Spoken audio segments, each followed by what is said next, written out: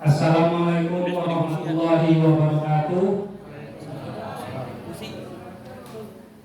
Puji syukur atas kehadirat Allah Subhanahu wa taala, berkat rahmat dan hidayahnya kita keluarga Muas masih diberikan kesempatan, masih diberikan kesehatan, masih digerakkan hati-hati kita untuk bersilaturahim di rumah Maulidi. Salam serta salawat juga kita curahkan kepada Nabi besar Muhammad SAW beserta para sahabat, keluarga dan kita hingga akhir zaman nanti. Baik, kita sudah kedatangan Ustadz Muhaimin Aziz. Ustadz Muhaimin Aziz dari mana? Beliau tinggal di daerah Jagakarsa. Baik, untuk mempersingkat waktu, nanti ini ada dari Ustadznya, lalu nanti kalau mau ada tanya jawab kita berikan sesi selanjutnya. Kepada Ustadz kami persilakan. Tafadhol.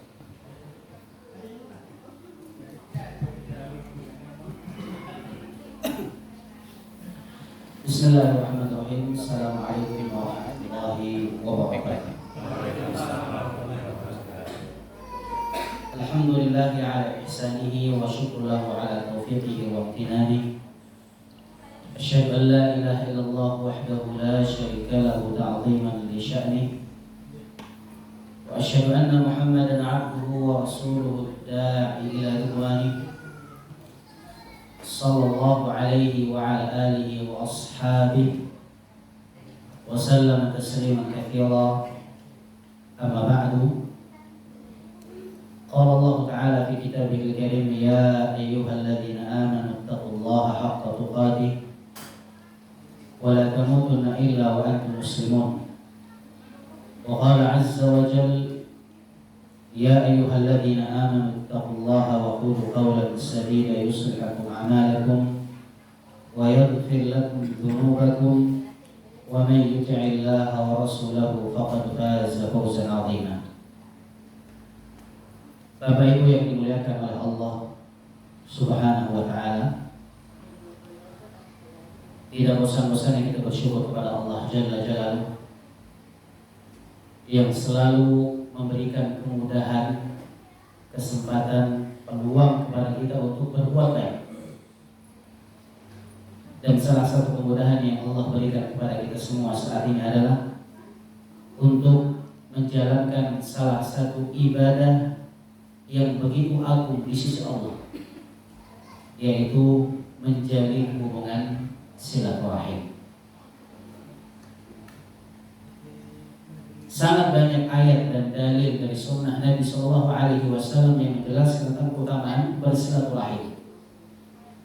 Namun tidak semua kerabat itu dimudahkan oleh Allah berkumpul seperti ini. Apalagi acara kumpul keluarga ini diisi dengan bareng-bareng belajar, mengkaji ayat-ayat Allah, kemudian sabda-sabda Nabi SAW. Jadi kita berdoa kepada Allah Jalla Jalaluhu, semoga Allah memberikan kita kemuliaan di atas kemuliaan, keutamaan di atas keutamaan. Karena pada hari ini Allah sekaligus memudahkan kita untuk mengamalkan dua ibadah mulia di sisinya. Yang pertama silaturahim, kemudian belajar bersama, berthalabul ilmi, mempelajari ayat-ayat Allah dan sunnah-sunnah Nabi SAW. Tentunya tidak ada cara yang lain untuk mensyukuri nikmat ini kecuali kita mengulang kembali momen-momen seperti ini, berkumpul, karena itu adalah ibadah. Sebagaimana Rasulullah SAW mencontohkan, cara bersyukur terbaik itu adalah dengan menambah ketaatan setelah Allah memberikan nikmat kepada kita.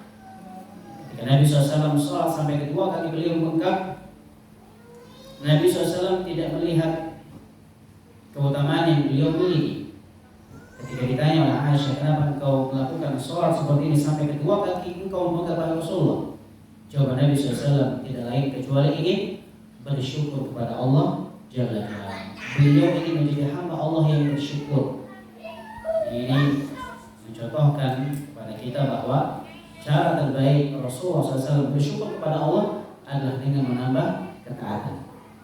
Kemudian salawat dan salam semoga senantiasa terus dicurahkan kepada baginda Nabi kita yang mulia Nabi Muhammad SAW, kepada keluarga beliau dan kepada orang-orang yang senantiasa berjalan di bawah naungan sunnah beliau sallallahu alaihi wa ala alihi wa sahbihi wasallam.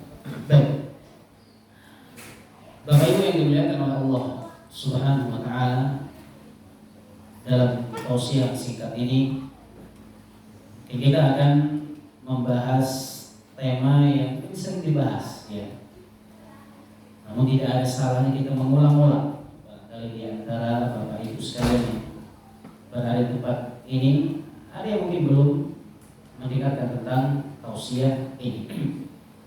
Di tema kita pada kesempatan kali ini adalah tentang keutamaan tauhid. Ya. Keutamaan mengesahkan Allah Jalla Jalla. Kalau secara umum adalah keutamaan kalimat La ilaha illallah, kemudian mengamalkannya. Tentunya sebelum kita menjelaskan tentang keutamaan tauhid, ada baiknya bagi kita untuk menjelaskan sedikit tentang makna kalimat La ilaha illallah. Karena kalimat La ilaha illallah itu sama dengan tauhid, tidak ada bedanya. Kira-kira kalau misalkan Bapak Ibu ditanya makna La ilaha illallah itu apa? Apa makna umumnya? Tidak ada apa Ibu? Tidak ada Tuhan selain Allah. Ini makna yang benar atau masih ada yang lebih benar lagi? Atau ini makna yang keliru? Makna yang benar adalah tidak ada sesembahan yang berhak untuk disembah melainkan Allah Jalla Jalla. Kalau misalkan kita ditanya, apakah ada Tuhan-Tuhan selain Allah? Ada nggak? Ada atau tidak? Ada yang bilang ada yang bilang tidak ada. Jadi yang mana adalah ada. Tapi semua Tuhan-Tuhan selain Allah itu batil. Karena Allah juga mengatakan dalam surah Yasin, wattakhidhu min dunillahi alihah. Jadi orang-orang musyrik, orang-orang kafir menjadikan ada Tuhan-Tuhan selain Allah. Namun seluruh Tuhan-Tuhan selain Allah itu semuanya batil, semuanya salah, tidak pantas dijadikan sebagai Tuhan.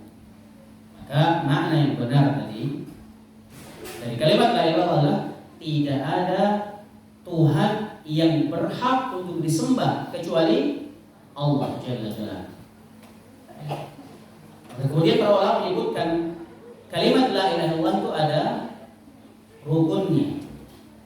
Sebagaimana sholat, puasa, kemudian zakat, haji memiliki rukun, maka kalimat la ilaha illallah juga memiliki rukun dan syaratnya.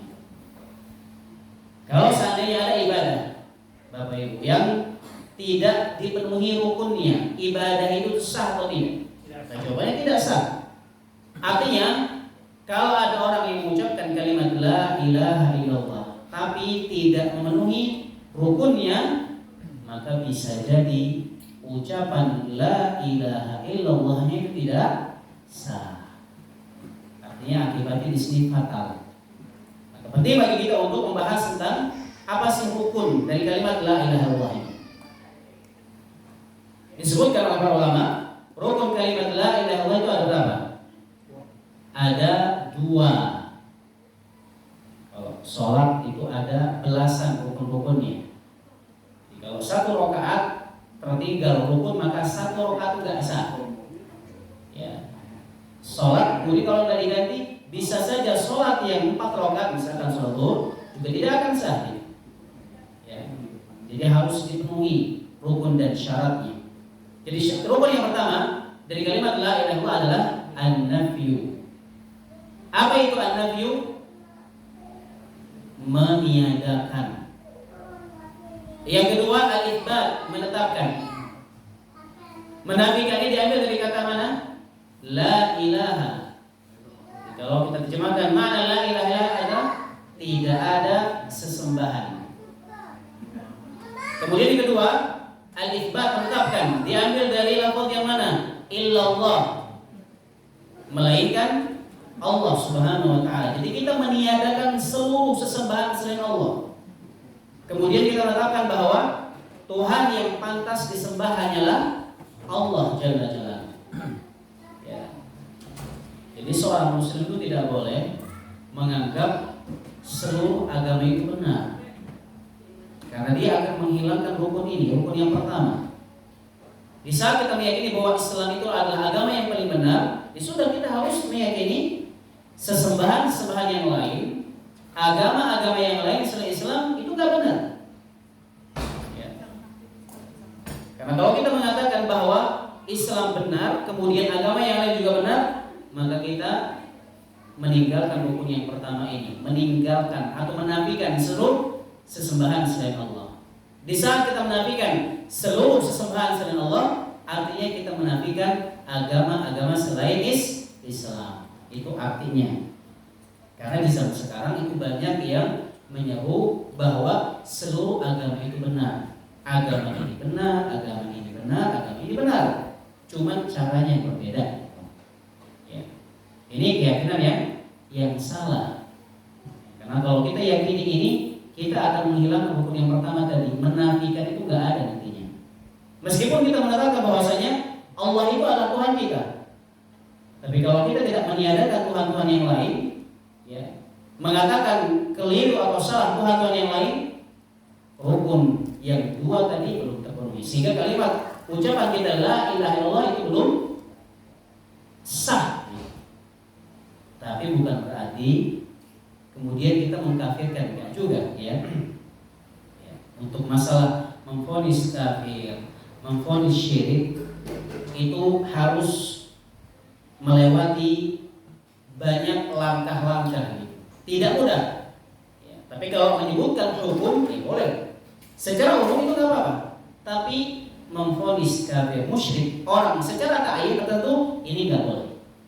Karena yang punya wewenang ini ulama-ulama yang memahami syariat, kemudian yang memahami kondisi orang yang diberikan vonis tersebut. Artinya tidak mudah. Jadi untuk mendapati seorang alim yang paham syariat dan memahami kondisi nyata itu enggak banyak, susah. Jadi kesimpulan kita memberikan vonis kafir kepada orang tertentu itu tidak mudah. Tapi kalau menjelaskan hukum, hukumnya seperti ini. Orang yang melakukan ini maka hukumnya seperti ini, tidak apa-apa. Jadi vonis kita, hukuman kita itu secara umum. Ya. Ya, jadi bukan berarti tadi orang yang tidak meniadakan sesembahan selain Allah itu langsung kafir, enggak juga. Ya, kita lihat dulu. Ya, apakah syarat sudah terpenuhi, kemudian penghalang-halang sudah bisa dihilangkan. Ya. Itu adalah kalimat la ilaha illallah yang kita ucapkan itu memiliki dua syarat. Yang pertama adalah meniadakan seluruh sesembahan selain Allah, kemudian menetapkan bahwa Allah adalah zat satu-satunya yang pantas untuk diibadahi, yang disembah. Nah, di sini mungkin muncul pertanyaan, apa saja yang dimaksud dengan ibadah? Ini kan harus kita pahami juga. Ya. Karena banyak orang-orang yang terkadang merasa kalau sudah sholat untuk Allah, kemudian ibadah-ibadah yang lain untuk Allah, maka ini sudah membuat mereka mentauhidkan Allah. Jadi kalau mereka minta kepada selain Allah, ini nggak apa-apa. Jadi yang namanya ibadah adalah doa kita, sholat kita, kepasrahan kita, kemudian ketawakalan kita, ketundukan kita, kekhawatiran kita, kecemasan kita, itu harus kita kembalikan kepada Allah Subhanahu wa taala. Itulah yang dimaksud dengan ibadah. Ya, jadi semoga bisa dipahami ya. Ya, maklumat singkat ini tentang makna kalimat la ilaha illallah agar kita tidak salah. Karena ada sebagai kelompok yang memahami kalimat la ilaha illallah hanya sebatas tidak ada pencipta selain Allah. Jadi kalau orang sudah meyakini Allah saja zat yang maha menciptakan, kemudian misalkan dia berdoa kepada selain Allah, ini nggak apa-apa. Ada kelompok yang seperti itu. Jadi selama orang tersebut meyakini bahwa Allah adalah zat satu-satunya yang mencipta, meskipun misalkan dia minta kepada selain Allah nih, minta kepada benda-benda yang dikeramatkan, minta kepada kuburan-kuburan orang-orang soleh, minta kepada penghuni-penghuni tempat-tempat tertentu, ini gak apa-apa selama orang tersebut meyakini bahwa Allah adalah zat satu-satunya yang mencipta. Jadi tauhid yang sebenarnya adalah kita meyakini Allah yang menciptakan. Kemudian juga kita harus beribadah semata-mata untuk Allah, berdoa hanya kepada Allah, meminta hanya kepada Allah Subhanahu wa ta'ala. Ada juga yang salah, kelompok yang lain yang memaknai la ilaha illallah itu adalah dengan makna tidak ada hukum kecuali hukum Allah Subhanahu wa ta'ala. Ini orang-orang Khawarij, ini orang-orang yang suka memberikan vonis kafir dengan mudah. Ya. Jadi meskipun orang ini misalkan beribadah kepada Allah, kemudian meyakini Allah adalah zat satu-satunya zat yang menciptakan, dia mungkin berdoa kepada Allah Subhanahu wa ta'ala, tapi kalau seandainya dia berhukum dan hukum dengan Allah, maka dia telah kafir. Ini orang juga yang keliru dalam memahami kalimat la ilaha illallah. Ya. Jadi makna yang sebenarnya adalah dari kalimat la ilaha illallah, ya, kita mengesahkan Allah dalam perbuatannya. Allah yang menciptakan, Allah yang menghidupkan, Allah yang mematikan, Allah yang mengurusi seluruh urusan manusia. Yang kedua, kita mengesahkan perbuatan kita dalam ibadah. Ibadah kita hanya kita tujukan kepada Allah Subhanahu. Kemudian kita mengesahkan Allah dalam nama-nama dan sifat-sifatnya. Baik, jadi ini tentang makna kalimat la ilaha illallah. Kemudian yang kedua adalah keutamaan dalam mengamalkan kalimat ini. Jika kita mengucapkan kalimat la ilaha illallah, itu banyak konsekuensinya. Ya. Di antara keutamaan yang disebut oleh ulama adalah keutamaan tauhid. Ya, yang pertama itu merupakan tujuan Allah menciptakan kita di dunia ini. Ya, untuk apa? Untuk beribadah, untuk mengesahkan Allah. Ya. Kemudian menjalankan perintah-perintah Allah. Allah mengatakan wa ma khalaqtul jinna wal insa illa liya'budun, dan tidaklah aku menciptakan jin dan manusia kecuali untuk apa? Beribadah kepada Allah, untuk mengesahkan Allah. Dalam soal apa? Dalam seluruh peribadatan. Salat kita, puasa kita, inna salati wa nusuki wa mahyaya wa mamati lillahi rabbil alamin. Salatku, kemudian apa lagi? Puasaku, kemudian sesembelihanku, doaku hanya untuk siapa? Hanya untuk Allah. Ini tujuan Allah menciptakan kita. Hidupku dan matiku juga untuk Allah. Artinya apapun yang kita laksanakan di dunia ini, jangan sampai hati kita ini kosong mengingat Allah Subhanahu wa ta'ala. Karena tidak ada tujuan lain Allah mengadakan kita, menciptakan kita di dunia ini melainkan untuk apa? Beribadah kepada Allah Subhanahu wa ta'ala. Ya. Bisa gak Bapak Ibu kita beribadah kepada Allah Subhanahu wa ta'ala selama 24 jam? Bisa gak? Bisa atau tidak? Hah? Bisa. Ya. Jangan sampai kita melihat atau memandang ibadah itu hanya sebatas sholat, puasa, zakat, haji, baca Quran. Kemudian selain itu bukan ibadah. Kalau pandangan kita yang ibadah itu hanya yang kita sebutkan tadi saja, ya mungkin kita menganggap, kita merasa kita tidak akan bisa beribadah kepada Allah selama 24 jam. Padahal tidak ada tujuan lain Allah menciptakan kita melainkan untuk apa? Ibadah. Ya.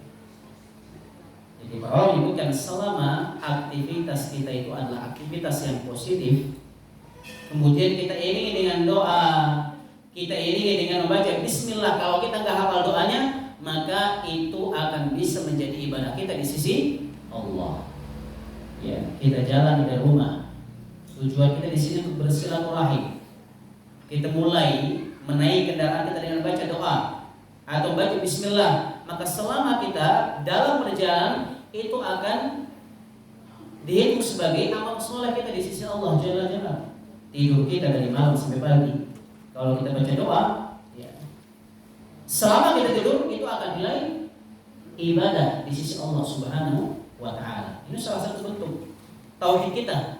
Karena kita mengatakan dalam surah kita tadi, inna sholati wa nusuki wa mahyaya wa mamati. Hidupku dan matiku untuk Allah. Yang namanya kita hidup kan itu tidak lepas dari jalannya waktu kan. Ya, jadi selama kita hidup itu harus kita persembahkan untuk siapa? Allah Jalla Jalla. Jadi jangan sampai satu detik yang kita lewati dalam kehidupan dunia ini kecuali itu harus bisa menghasilkan pahala kita di sisi Allah Jalla. Caranya bagaimana? Ya kita paling tidak baca bismillah dalam setiap rutinitas kebaikan yang kita lakukan. Itu paling tidaknya.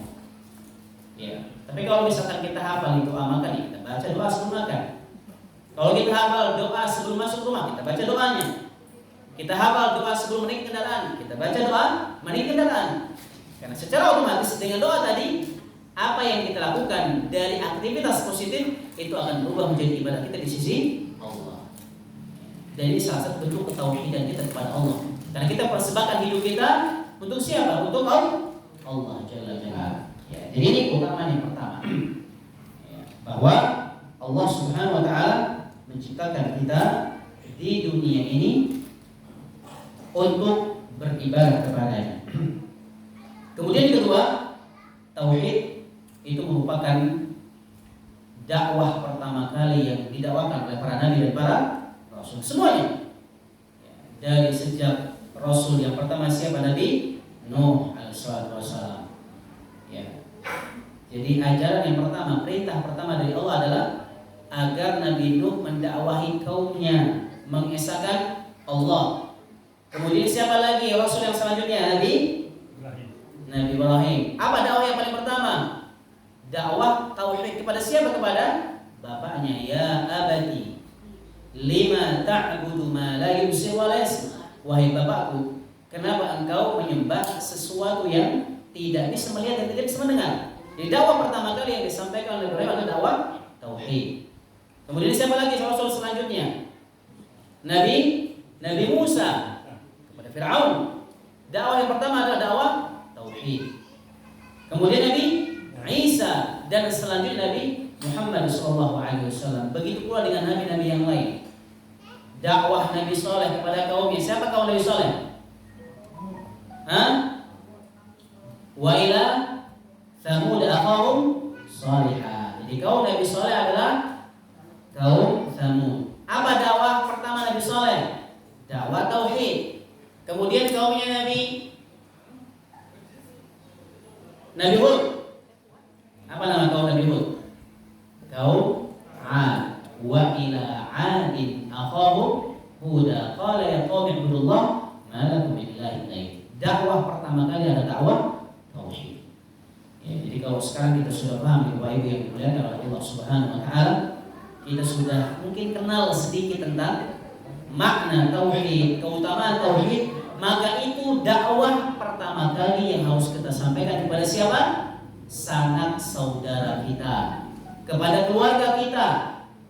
Karena ini akan menjadi tolak ukur pertama, syarat pertama amal soleh seseorang itu diterima di sisi Allah Jalla Jalla. Ya, karena Allah menyebutkan sebanyak apapun amal soleh seseorang, Bapak Ibu, dari sholat, puasa, zakat, tapi kalau dia masih menyekutukan Allah, tidak mentauhidkan Allah, bisa saja nih amal-amal soleh terhapus begitu saja. Allah mengatakan, walaqad uhiya ilaika wa ilal ladina min qablik la in asyrakta la yahbatanna 'amaluka wa la takunanna minal khasirin. Allah menyampaikan ayat ini kepada siapa? Kekasihnya. Siapa kekasih Allah? Kalau Nabi Ibrahim, Nabi Muhammad SAW. Allah mengatakan, wahai Muhammad, jika seandainya kamu berbuat syirik kepadaku dan umat-umat terdahulu, maka pasti amal-amal solehmu itu akan terhapus begitu saja. Jadi kalau tauhid kita sudah benar, itu akan menjadi fondasi kuat dari amal-amal soleh yang kita lakukan. Tapi kalau yang kita kuatkan selain tauhid dulu, kemudian kita melalaikan tauhid, nanti lama-kelamaan ya, kita akan menjadi orang yang merugi. Kita sudah banyak mengumpulin itu amal sholat, puasa, zakat. Dari sejak kita kecil kita sudah mengumpulkan itu. Tapi karena kita nggak paham tentang tauhid, kemudian kita terjatuh ke dalam kesyirikan, semua akan hancur itu. Bangunan yang sudah kita ciptakan dari sejak kita kecil, yang sudah tinggi besar, gara-gara kita nggak paham tauhid, itu bisa hancur karena fondasi tidak kuat. Dan ini Allah sampaikan kepada siapa? Nabi Muhammad, kekasihnya. Kalau urusan kesyirikan, Allah nggak mau tahu, apalagi kita. Maka di sini penting bagi kita untuk mempelajari dan mendakwakan tauhid tersebut. Tentunya kita harus belajar dulu Bapak Ibu. Karena kalau kita nggak tahu apa yang kita dakwakan nanti. Ya, al-ilmu qabla qauli wal amal. Kita berilmu dulu, kita mengilmui diri kita dulu, kita belajar sebanyak-banyak tentang apa? Tauhid. Bukan berarti juga kita tidak boleh belajar ilmu-ilmu yang lain. Ya. Jadi porsi belajar tauhid itu harus lebih banyak daripada ilmu-ilmu yang lain seperti ilmu adab, hadis, kemudian fikih. Semua wajib kita pelajari. Tapi kita harus bisa membedakan, mendahulukan mana yang lebih penting daripada yang penting. Semuanya penting. Ya. Dan yang harus kita jadikan sebagai fondasi adalah apa tadi? Tauhid. Karena tanpa ini bangunan yang kita ciptakan dari amal-amal soleh yang begitu banyak, suatu saat bisa hancur dan sia-sia begitu saja di hadapan Allah karena ketidaktahuan kita tentang tauhid tadi. Tentunya selain kita belajar tentang tauhid Allah, kita pun juga harus belajar tentang jenis-jenis kesyirikan. Ini juga penting. Ya, jadi dua-duanya harus kita pelajari. Mana amalan-amalan yang mentauhidkan Allah, kemudian mana amalan-amalan yang menyekutukan Allah. Tujuannya apa jemaah? Biar jelas. Kalau yang kita pelajari cuma satu, ini akan rancunan. Tapi kalau kita belajar dua-duanya, insya Allah antara yang tauhid dan syirik itu akan menjadi jelas. Umar bin Khattab mengatakan, tunqadhu urwatul Islam urwatan idza nasha'a fil Islam man lam ya'rif jahiliyah. Jadi tali yang menguatkan Islam sedikit demi sedikit itu tercabut, hilang, lepas. Kenapa? Karena banyak orang-orang yang mengenal Islam tidak mengenal amalan-amalan jahiliyah. Jadi yang diketahui hanyalah amal-amal soleh saja, kebaikan-kebaikan saja. Kemudian kita belajar yang buruk-buruknya. Bukan berarti kita belajar yang buruk untuk diamalkan. Umar juga mengatakan, araftu syarra la li syarri walakin li tawaqi. Saya mempelajari yang buruk untuk apa? Bukan untuk keburukan. Walakin li tawaqi, namun agar saya bisa meninggalkan yang buruk-buruk. Wa man lam ya'rif syarra minal khair wa fa'fi. Siapapun yang tidak bisa membedakan antara yang baik dengan yang buruk, antara yang tauhid dengan yang syirik, maka pasti akan terjatuh ke dalam kedua-duanya. Entah dia terjatuh dalam tauhid atau kesyirikan, tapi kemungkinan dia terjatuh dalam syirikan itu ada. Karena dia tidak mengenal, ya, dia tidak mengenal apa itu kesyirikan, kemudian apa amalan-amalan yang bisa menjerumuskan seseorang kepada kesyirikan. Dan Imam Bukhari juga mengatakan, al-tiddu yudhiru husna al-tiddu wa bididha yatabayyan asya. Jadi sesuatu itu akan jelas kalau kita mengenal lawannya. Ya enggak? Ya, kita bisa mengenal adanya, kita bisa mengenal orang bodoh karena ada orang pintar, ya kan? Kalau semua orang bodoh, kita nggak akan bisa bedain. Atau semua orang pintar, kita nggak akan bisa bedakan karena semuanya sama. Ya. Wa bididha yatabayyun asya. Dengan lawan, maka sesuatu akan menjadi jelas. Oleh karenanya, yang paling mengesahkan Allah siapa? Para sahabat. Yang paling mengenal syariat Islam secara kapal siapa? Sahabat-sahabat Nabi SAW. Kenapa? Karena mereka sebelumnya adalah orang yang paling mengenal bagaimana perkara-perkara jahiliyah, Bagaimana amalan-amalan orang jahiliyah, para sahabat tahu. Kemudian bagaimana kesyirikan-kesyirikan orang jahiliyah, para sahabat tahu. Ketika mereka mendapatkan hidayah Islam, mereka menjadi orang yang paling kenal tentang Islam. Mereka menjadi orang yang paling mentauhidkan Allah. Tapi bukan berarti kita mencoba dulu yang maksiat itu. Ketika ditanya ngapain kita nyobain maksiat, biar jelas nanti yang amal solehnya. Enggak seperti itu juga ya.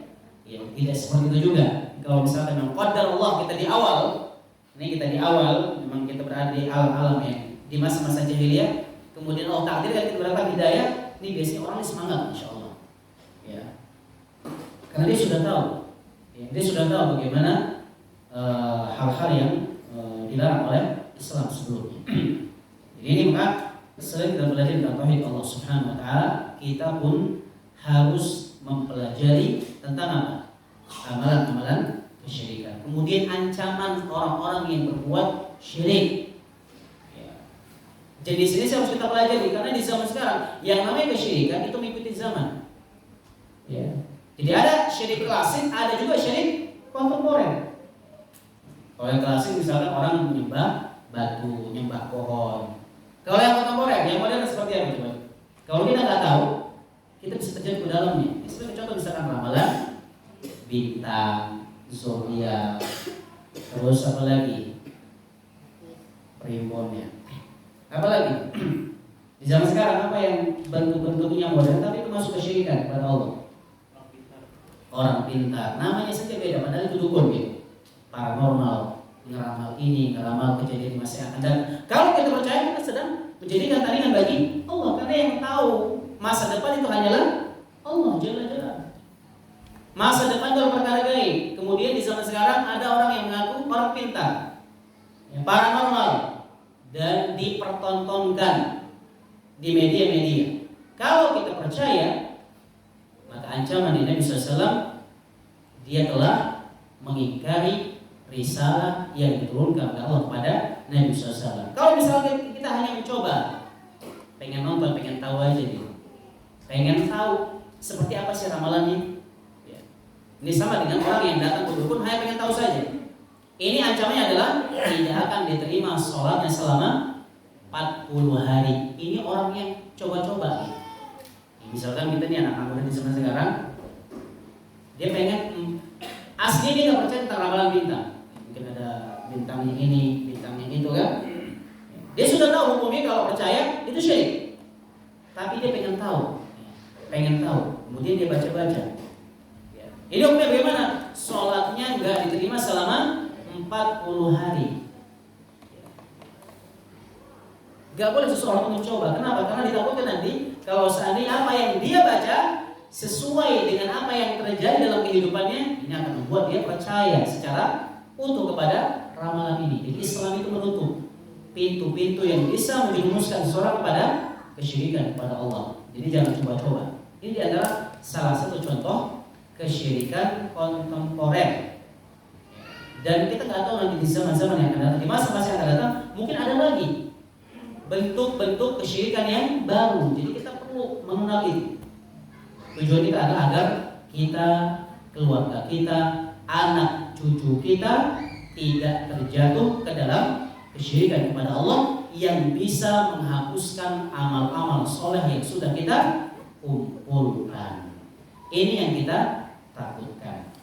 Maka ini harus kita perdalam, yang harus kita pelajari terlebih dahulu, kemudian yang harus kita dakwahkan terlebih dahulu kepada orang-orang yang kita sayangi, orang-orang yang kita cintai. Jadi diperbanyak lagi, diseringkan lagi, ya, belajar tentang tauhid kepada Allah Subhanahu wa Ta'ala. Mungkin itu singkat ya, tausiah yang bisa kita sampaikan. Nanti kita perluas lagi dengan tanya jawab. Ya, kalau dimakai saja kurang seru. Jadi kita sisakan waktu untuk diskusi. Jadi insya Allah lebih terbuka. Nah, silakan Bapak Ibu, mungkin memiliki pertanyaan atau ya unek-unek lah tentang apa yang disampaikan pada kesempatan kali ini. Barakallahu fiikum. Silakan.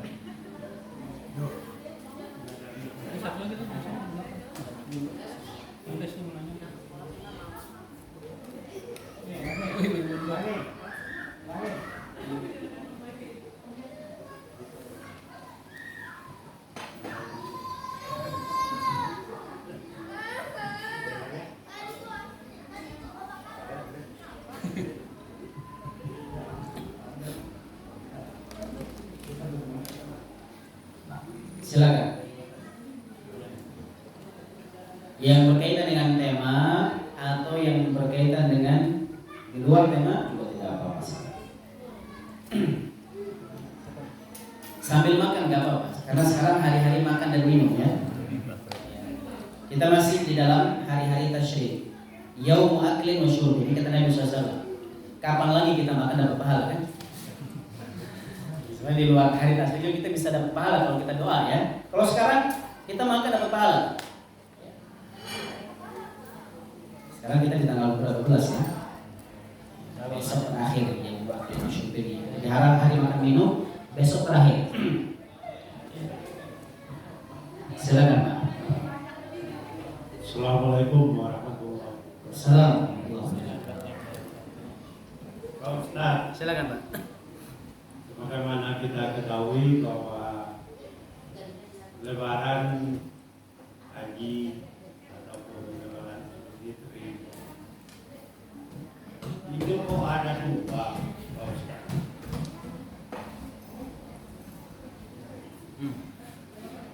Apakah perintahnya yang salah Atau orang yang salah ya? atau kita yang salah? Barangkali tolong diberikan penjelasan. Baik. Terima kasih. Ya.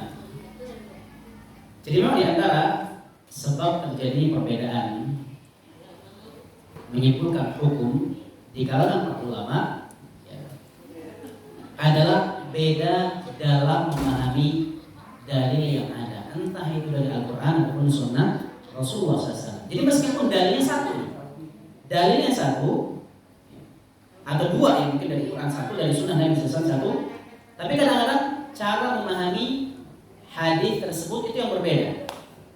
Ya. Contoh misalkan dari dalam penetapan hari Id kemarin. Ya. Di sini para ulama berbeda pendapat, ya, karena penentuan hari Id itu hari Arafahnya. Ya. Jadi para ulama berpendapat dalam memaknai kata Yaum Arafah. Ya. Apakah di sini yang dimaksud dengan hari Arafah di saat orang-orang yang berhaji wukuf di Arafah, atau yang dimaksud di sini adalah tanggal 9-nya? Kalau misalkan patokannya adalah orang-orang yang wukuf di Arafah yang sedang berhaji, maka kapanpun itu, meskipun misalkan di Indonesia tanggal 8, tapi di Saudi misalkan orang-orang yang berhaji sudah wukuf di Arafah, maka tetap kita harus berpaku kepada mereka-mereka yang wukuf di Arafah. Ya. Jadi itu patokan. Kalau seandainya kita berpatokan kepada orang-orang haji yang wukuf di Arafah. Ada juga mengatakan Yaum Arafah, yang namanya hari Arafah itu tanggal 9. Tanggal 9 Dzulhijjah itu hari Arafah, sebagaimana yang disebut dalam surah Al-Fajr. Wasyaf'i wal watr. Jadi di antara makna wasyaf'i di sini adalah tanggal 10 bulan Dzulhijjah, bilangan genap. Wasyaf'i itu artinya bilangan genap. Wal watr itu artinya, witr itu artinya bilangan ganjil. Bilangan ganjil di sini adalah maksudnya tanggal 9 bulan Dzulhijjah. Di saat itulah kita berpuasa hari Arafah. Jadi kalau yang dimaksud dengan hari Arafah di sini adalah tanggal 9, maka kita harus mengikuti matlaq. Ya, matlaq itu ya kondisi. Kapan di tempat tersebut terlihat bulannya gitu. Ya, jadi bergantung pada tadi penglihatan ru'yatu al-hilal, ngelihat bulannya. Kalau misalkan di Arab kemarin sudah melihat hilal, ya, namun kita belum, kita baru besoknya, kita berpacu pada yang di sini. Jadi kita kembali kepada tanggal yang tadi. Itu kalau misalkan kita melihat bahwa hari Arafah itu terjatuh atau pas hari Arafah jatuh pada tanggal 9 bulan Dzulhijjah. Jadi itu di antara sebab terjadinya perbedaan Lebaran. Begitu pula dengan perbedaan yang terjadi ketika menentukan hari satu Idul Fitri, satu Syawal juga sama. Masing-masing punya metode. Yang ini pakai metode ru'yah, yang satu pakai metode hisab. Sudah dipastikan. Tapi apakah mungkin terjadi bersama? Mungkin saja. Ya. Cuma Allah belakangan ini sering terjadi perbedaan ya. Ya. Namun ya kita selama itu ada dasarnya, kemudian masing-masing ada argumentasinya, ya, maka ya kita lebih memilih yang lebih maslahat, yang mengedepankan persatuan. Nah itu yang menurut saya pribadi ya. Yang mungkin ada yang memandang yang lain, silakan. Karena kalau kita berbeda dengan pemerintah saat ini, ya kita akan berpisah keluar nanti. Tapi kalau kita pemerintah, ini akan lebih menyeru kepada persatuan kaum muslimin, sehingga nanti orang-orang di luar muslim akan melihat bahwa kaum muslim itu bersatu. Tapi kalau mereka melihat di sini kok lebarannya kemarin yang ini sekarang nih, tapi nanti orang-orang di luar Islam itu melihat ya, kaum muslimin itu banyak terjadi perbedaan gitu. Jadi nggak bersatu kaum muslimin ya. Dan banyak yang seperti itu banyak ya. Perbedaan pemahaman dalam memahami nas dalil Al-Quran atau Sunnah Nabi SAW itu banyak terjadi perbedaan. Meskipun dalil satu, tapi cara memahami dalil tersebut itu yang berbeda, sehingga munculkan pemahaman-pemahaman yang berbeda. Itu salah satu di antara sebab terjadinya perbedaan pendapat di kalangan para ulama. Itu dalam soal menghukumi syariat berkorban, ada yang mengatakan wajib bagi yang mampu, ada yang mengatakan sunnah.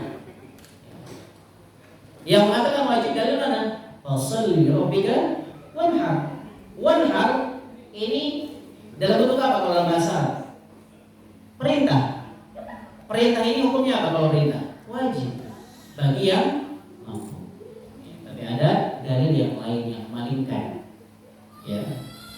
Saya ketika mengatakan apabila sudah masuk 10 hari pertama bulan Dzulhijjah, kemudian salah seorang di antara kalian ingin berkorban, ingin di sini, maka janganlah ia memotong rambut dan kukunya. Ya. Jadi yang mengatakan sunnah, hadis ini memalingkan hukum yang perintah yang wajib dalam surat Al-Kautsar. Ya. Yang mengatakan wajib mungkin kembali kepada dalil pertama tadi. Jadi kalau kita belajar sebenarnya seru ya, belajar fikih itu seru. Ya. Sehingga tahu alasan-alasan mereka. Ya. Kenapa terjadi perbedaan-perbedaan pandangan di dalam para ulama. Wallahu a'lam bishawab. Ya. Kalau dalilnya benar semua gitu. Cuma orang yang salah adalah bukan salah, berbeda dalam memahami dalil yang ada. Baik, silakan yang lain barangkali.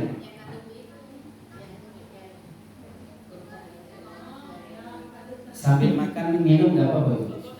Kalau saya nggak bisa sambil makan minum nggak bisa. Mumpung Bapak Ibu bisa sambil makan minum, ya, dua-duanya bisa diamalkan. Ya. Nah, sekaligus makan minum bisa. Mau tanya nih, Ustaz. Assalamualaikum warahmatullahi wabarakatuh. Mudah-mudahan ini masih masuk masalah tauhid. Jadi dulu ketika kita masih kuliah di perguruan tinggi ikut kajian ini tahun 70-an misalnya. Jadi ada salah seorang pengajar di ITB bahwa ketika kita takbiratul ihram sholat itu berarti kita harus sudah bisa menyingkirkan hal-hal yang lain.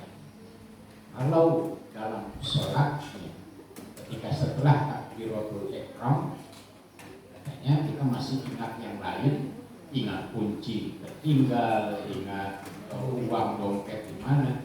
Nah itu katanya itu mendekati syirik kecil.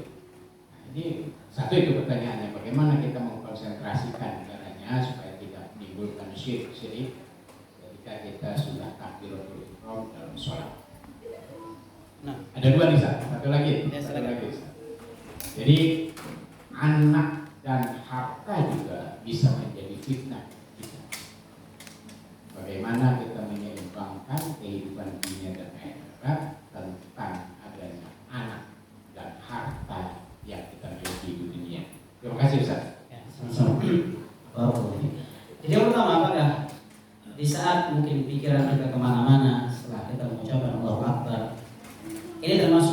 kecil, sependek pengetahuan saya, jadi yang termasuk syirik kecil adalah ketika seseorang sholat itu untuk misalkan mendapatkan pujian, ya, atau sanjungan dari orang, ya. Padahal sebelumnya dia murni karena Allah, tapi ketika ada orang-orang yang mungkin dia hormati lewat, kemudian dijadikan sholat yang khusyuk, tapi karena orang tersebut, nah, ini termasuk syirik kecil.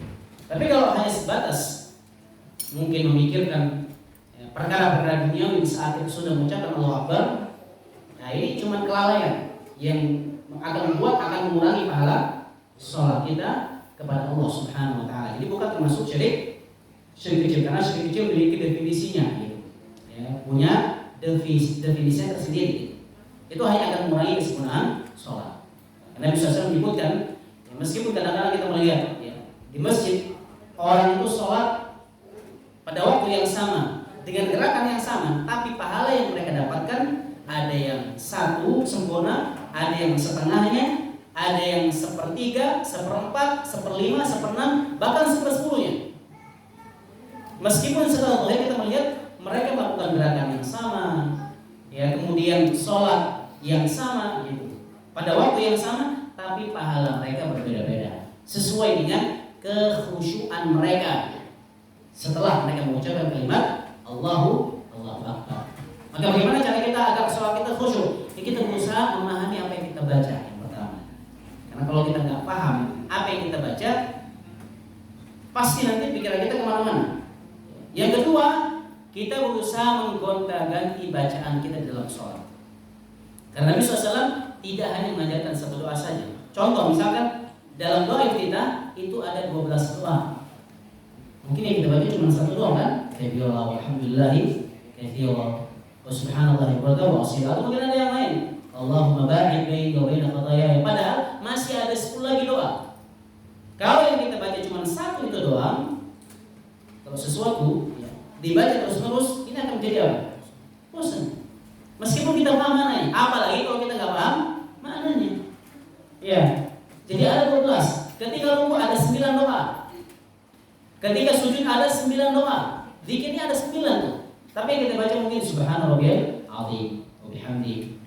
Di saat sujud subhanarabbiyal a'la. Padahal masih 8 doa lagi. Di saat duduk di antara dua sujud juga seperti itu. Ini cara yang bisa kita lakukan agar kita lebih bisa menjadikan sholat kita khusyuk. Ya, karena kalau semakin baru ya, zikir yang kita baca, maka kita akan semakin bisa merasapinya. Ya. Tapi kalau kita baca cuma itu doang, ini akan membuat kita bosan. Kemudian kita biasa sehingga sholat kita tidak, atau bacaan yang kita baca tidak terasa. Ya. Dan itu akan menjadi sesuatu yang menyempurnakan sunnah kita juga. Karena Nabi SAW membaca seluruh doa tersebut. Kalau kita membaca satu saja, kita hanya mengamalkan satu sunnah saja. Jadi faedahnya banyak dari sisi yang lain. Ya. Kemudian yang kedua, bagaimana kita, kan anak keluarga itu adalah fitnah. Bagaimana cara kita menyikapi agar anak kita ini tidak menjadi fitnah gitu ya. Kita harus ya menciptakan, membentuk anak kita ini sebagai anak yang Allah sebut dalam Al-Quran qurratu a'yun. Dan dalam Al-Quran Allah menyebutkan ada 4 jenis anak. Yang pertama sebagai zina, al-malu wal banun. Zinatul hayati dunia, ini sebagai zina, perhiasan. Kalau kita melihat anak itu ini ketika di sekolah pintar, cerdas, juara dalam segala bidang dia juara. Ini zina, perhiasan dunia ini. Senang gak kita? Senang. Ya. Tapi kadang-kadang akhlak kita yang nggak baik, ini akan membuat kita sedih lagi. Yang kedua, Allah Subhanahu Wa Taala menjadikan anak itu fitnah tadi. Ya, innama amwalukum wa auladukum fitnah, ujian bagi orang tuanya. Yang ketiga sebagai apa? Musuh. Ya. Innama amwalukum wa auladukum aduwwun lakum, musuh bagi kalian. Fahdharuhum. Yang keempat dalam surat At-Taghabun ya, dalam surat yang sama. Fitnah dan musuh dalam surat At-Taghabun. Yang keempat adalah qurratu a'yun dalam surat Al-Furqan. Ya. Rabbana hab lana min azwajina wa dzurriyyatina qurrata a'yun. Dalam urusan dunia anak kita taat, atau mungkin dalam urusan dunia di rumah, tapi dalam urusan akhirat, masya Allah, akhlaknya juga luar biasa. Ini yang akan membuat orang tua itu bahagia di dunia dan di akhirat. Jadi kalau kita minta kepada Allah, kita minta agar Allah menjadikan anak kita sebagai penyejuk buat kita sebagai orang tua. Meskipun misalnya ada urusan dunia dia nggak pandai, dia nggak berhasil, nggak sukses, tapi selama dia baik kepada kita sebagai orang tua, taat kepada Allah, itu tujuan kita pertama. Itulah anak yang akan menunjukkan hati orang tuanya, yang Allah sebut sebagai qurratu a'yun. Itu tinggal pilih yang mana, mana yang kita kedepankan, ya. Kita kedepankan agar mereka berhasil dalam urusan dunia, kemudian kita menyampaikan akhlak dan kemudian ibadah mereka kepada Allah Subhanahu Wa Taala. Mungkin kita akan mendapatkan kesenangan dalam urusan dunia saja, tapi belum tentu urusan akhirat. Jadi kalau kita menciptakan untuk anak kita taat kepada Allah, kemudian kita menghias akhlak-akhlak dengan akhlak Al-Quran dan Sunnah Nabi SAW, maka insya Allah kita pun akan bahagia gitu. Meskipun dalam urusan dunia mungkin dia tidak sukses. Allah a'lam bishawab. Ada yang lain? Kalau kita coba satu lagi. Yang terakhir ya. Assalamualaikum warahmatullahi wabarakatuh. Assalamualaikum. Saya itu pernah ada ustadz ngomong pengajian saya gitu.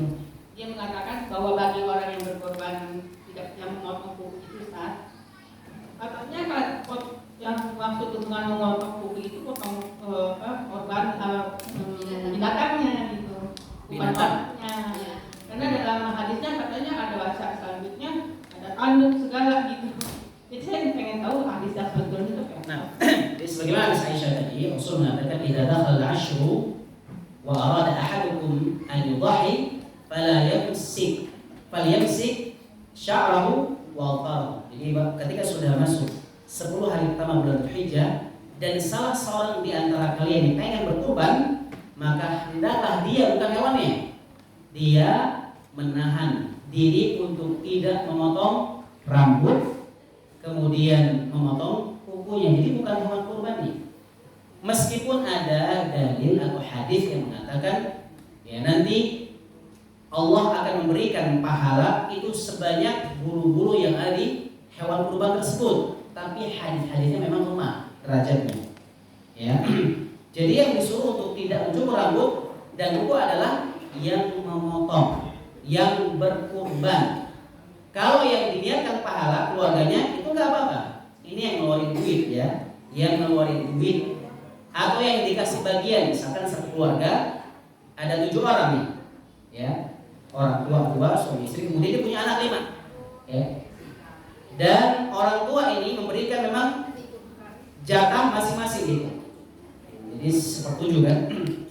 Berarti di sini semuanya tidak boleh memotong rambut dan kuku. Tapi kalau hanya sebatas niat pahala untuk keluarga, bukan termasuk orang yang mengeluarkan biaya untuk berkorban, hanya sebatas diniatkan pahalanya saja, maka ini tidak ada larangan untuk memotong rambut ataupun kuku. Jadi memang ada pemahaman-pemahaman yang masih keliru di masyarakat kita. Sebagai contoh yang lain, misalkan bagian-bagian hewan kurban. Ya, orang kan kalau sebagian besar orang memahami bahwa kalau orang sudah berkorban, dia nggak boleh makan lagi, nggak boleh dimakan, nggak boleh diambil. Padahal dalam syariat kurban, shahibul kurban itu dapat 2/3 jatah, 2/3 bagian dari hewan kurbannya. 1/3 itu untuk disedekahkan kepada bagian miskin. Karena tujuan kita menyembelih bukan karena dagingnya, tapi karena apa? Ketakwaan kita, keikhlasan kita kepada Allah. Jadi 2/3. Tapi kalau misalkan kita pengen ngasih 2/3, pengen kita sedekahkan, nggak apa-apa. Ya. Dan dari 2/3 kita boleh memakan daging tersebut. Dari 2/3 tadi kita boleh menjadikannya hadiah nih. Kita punya kerabat yang mampu, tapi kita pengen ngasih hadiah hewan kurban tadi, boleh kita ambil dari yang 2/3 tadi. Tapi yang 1/3 nggak boleh diotak-atik. Ini khusus bagi yang tidak mampu. Ya. Karena memang orang ketika memahami, ketika melihat ibadah kurban ini, mereka melihat bahwa kalau sudah berkurban ini nggak boleh dimakan, nggak boleh diambil jatah banyak dari situ, nggak boleh. Padahal memang seharusnya, bukan seharusnya ya, Islam berikan dari 2/3 dari bagian kurban tadi. Wallahu a'lam bishawab. Ada yang lain lagi ya? Sama-sama Ustaz. Itu satu lagi ya, dan ibu silakan ibu apa? Ustaz, masalah kurban atas orang tua yang sudah meninggal. Saya pernah baca itu boleh, tapi tidak dicontohkan oleh Rasul dan sahabatnya. Saya pengen tanya maksudnya tuh kalau seandainya katanya kan kalau semua ibadah kita kalau tidak ada contoh dari Rasul dan sahabatnya itu bid'ah. Tapi kalau ini boleh gitu gimana Ustaz? Nah, jadi memang ada perbedaan ya di kalangan para ulama. Ya. Ada yang mengkiaskan ya dengan ibadah yang lain sehingga mengatakan boleh seseorang berkurban atas nama orang tua yang sudah meninggal. Ya. Sebagian yang mengatakan karena itu belum ada contohnya dari Nabi SAW, maka kita hanya boleh tadi menghadiahkan. Karena di saat kita berkurban itu keluarga kita dapat pahala juga. Nabi SAW ketika berkurban beliau mengatakan hada minni ya, hada minka walaka wa anni wa ahli. Hewan kurban ini darimu, kemudian kembali untukmu, dariku dan dari keluarga. Jadi boleh kita niatkan kurban kita pahalanya untuk orang tua kita, keluarga kita yang sudah mungkin mendahului itu nggak apa-apa. Ya, tapi dalam masalah berkurban tadi, Allah alam. Ya, dia mengatakan boleh, ada yang mengatakan tidak. Ya. Nah, silakan ada yang lain. Baik. Bismillahirrahmanirrahim. Assalamualaikum warahmatullahi wabarakatuh. Salam. Ustaz, dari penjelasan Ustaz tadi menurut saya itu adalah sangat biasa dan memahami Islam. Pertanyaan saya adalah bagaimana caranya kita atau metode apa untuk menanamkan nilai-nilai itu kepada anak keturunan kita? Yang Karena masalah nanti jangan sampai nanti suatu saat dia lebih takut pada bosnya, pada pimpinannya daripada kepada Allah. Karena dalam kenyataan saya, sebagai misal dari mungkin saya masuk juga barangkali pada pekerja itu lebih taat kepada atasan, pimpinan, atau sekarang makanya pada raja atau pada presiden daripada perintah Allah. Persoalannya adalah bagaimana menanamkan nilai-nilai ini supaya ke anak cucu kita atau umur berapa untuk bisa supaya nilai-nilai tadi terutama. Terima kasih. Assalamualaikum warahmatullahi wabarakatuh. Jadi memang tugas kita sebagai orang tua dari sejak kecil itu harus terus mengaitkan anak tersebut dengan Allah Jalla Jalla. Kalau kita nakut-nakutin anak, kita takutin kepada Allah Subhanahu Wa Taala, jangan kepada yang lain. Ya. Minta sesuatu, minta dulu sama Allah. Ya. Mau apa, minta dulu sama Allah, terus kita kaitkan dengan Allah Jalla Jalla. Meskipun nanti Allah mungkin yang menjadikan kita sebagai wasilah untuk memberikan kepada apa yang diminta oleh anak-anak kita. Jadi terus kita dari awal dari kecil pendidikan tentang Allah Subhanahu Wa Taala harus kita kaitkan terus. Ini salah satu usaha dan ikhtiar yang bisa kita lakukan ya. Jadi kita berusaha untuk mengaitkan anak itu dengan Allah apapun yang dilakukan. Karena kita sebagai orang tua ketika menakut-nakuti anak, kita membuat mereka itu bukan takut kepada Allah, tapi takut kepada hewan-hewan tertentu, benda-benda tertentu. Ini salah. Jadi kita harus jadikan anak itu memang menanamkan rasa takutnya murni kepada Allah Jalla Jalla. Itu di antara cara-cara yang bisa kita lakukan. Karena memang masa anak-anak ini kan masa-masa yang memang mereka percaya dengan perkara-perkara yang gaib. Jadi seperti apapun kita menggambarkan Allah, bagaimana kemaha besar Allah, mereka masih akan percaya. Karena akal imajinasi mereka itu masih bukan hebat. Ya. Jadi yang fiktif bisa menjadi nyata kalau di pikiran anak-anak kecil. Jadi perkara-perkara gaib tentunya yang bersifat baik ya, bukan neraka ya, yang surga, tentang besar Allah itu harus kita tanamkan mulai sejak kecil. Karena kalau sudah dewasa, kalau kita kadang ketika disampaikan perkara-perkara gaib, mungkin di awal atau kita masih menolak ya. Karena kita belum udah tertutup imajinasi kita tentang yang khayal-khayal perkara gaib itu kadang-kadang nggak masuk. Tapi kalau buat anak-anak kecil, setidak masuk akal seperti apapun kita menjelaskan tentang Allah Subhanahu Wa Taala, tentang surga, tentang balasan Allah, tentang mukjizat Nabi, kemudian kalau para sahabat, mereka pasti akan nyambung dan mereka akan melihat itu sebagai sesuatu yang nyata. Wallahu a'lam bishawab. Jadi kaitkan terus ya dengan Allah Jalla Jalla. Wallahu a'lam bishawab. Mungkin bisa disampaikan ya. Cukup ya. Sudah cukup? Ya, kita cukupkan sampai di sini. Kurang lebihnya mohon maaf. Kita tutup kajian kita pada kesempatan kali ini dengan doa untuk majelis. Subhanallahumma wa bihamdika asyhadu an la ilaha illa anta astaghfiruka wa atubu ilaik. Wassalamualaikum warahmatullahi wabarakatuh.